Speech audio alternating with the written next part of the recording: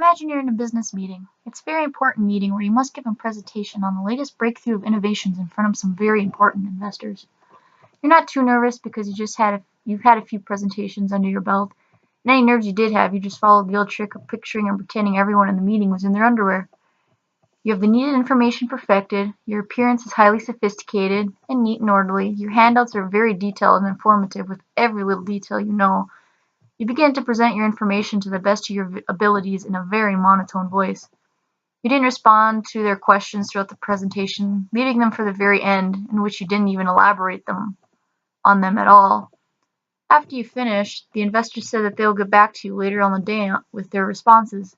You're not too worried about missing out on this opportunity as you believe you delivered a dynamic presentation. But did you really? The investors got back to you by the end of the day, and none of them took your deal. What went wrong? You thought you had it all. The information, the look, the confidence. What were you missing? The key to a truly dynamic delivery is in the communication of the information. So what is business communication? A very general definition of communication is that it's the transmitting of information between a sender and a recipient. Business communication follows the same broad definition. The only addition to the communication definition is that the business communication takes place in a business or business-like setting. To create effective communication, it must be delivered smoothly and goes both ways, which includes listening between both parties.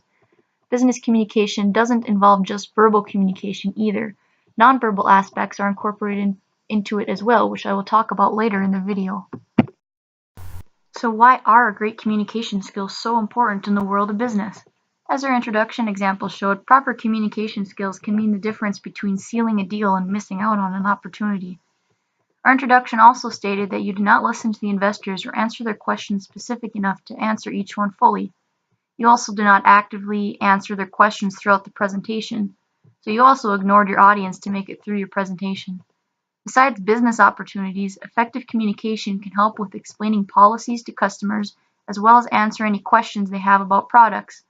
Fostering a good relationship between co-workers and management is another very important communication process that is vital to a business.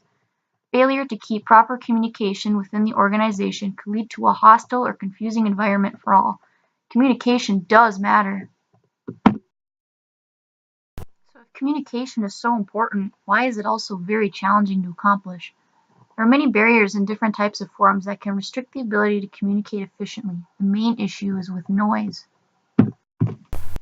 Noise is defined as any interference that causes the message you send to be different from the message you wanted to give. Barriers of interference can include physical, language, body language, perceptual, and organizational. Physical barriers are the physical surroundings that preoccupy the speaker or listener. Things such as a freezing room or uncomfortable office chairs are some examples. Language barriers are self-explanatory as to why they are a barrier. Besides the obvious of people who clearly speak different languages, people who do speak the same language can struggle to communicate if they use slang terms or have different accents. Body language barriers include eye contact, posture, gestures, and facial expressions. These can greatly improve or worsen your communication depending on which specific body languages you use. Negative body language includes things like folded arms, shrugged shoulders, eye rolls, or frowning. Positive body language includes things like smiling, leaning forward slightly, a healthy amount of eye contact, movement of open palmed hands, or nodding. Perceptual barriers are how your audience sees you and the message you are trying to give. It is a huge obstacle to overcome to communicate effectively. Organizational barriers are recognized mostly in business. For example, companies could have certain unspoken rules or policies that say that people at the top of the organization don't speak to the workers at lower levels of the company. Nonverbals are the biggest issue with communication. According to the Wall Street Journal's Career Journal, only 7% of meaning comes from the verbal communication. The rest comes from the nonverbals you give off. As mentioned in the body language barriers, nonverbals include eye contact, tone of voice, facial expressions, and gestures and posture. The main goal of nonverbals are to reinforce the message you are trying to give off. There are many ways to improve your communication skills if they are not where you'd like them to be. Take some of these suggestions to memory the next time you want to nail a business meeting or business presentation. Start by considering the type of audience you will have when preparing the presentation or meeting. You don't want to have a funny, childish presentation designed for children being used in a formal business meeting of a corporation. You also want to choose the right channel to communicate your message through, whether it is memos or reports, emailing or video conferencing, or even face-to-face meetings. Make sure you decide which is the best to get your information out there and retained by your audience. Try to speak or write in an active voice rather than a passive voice. Active voice refers to when the subject of a sentence is doing the action described by the verb. An example would be, the manager did the reports.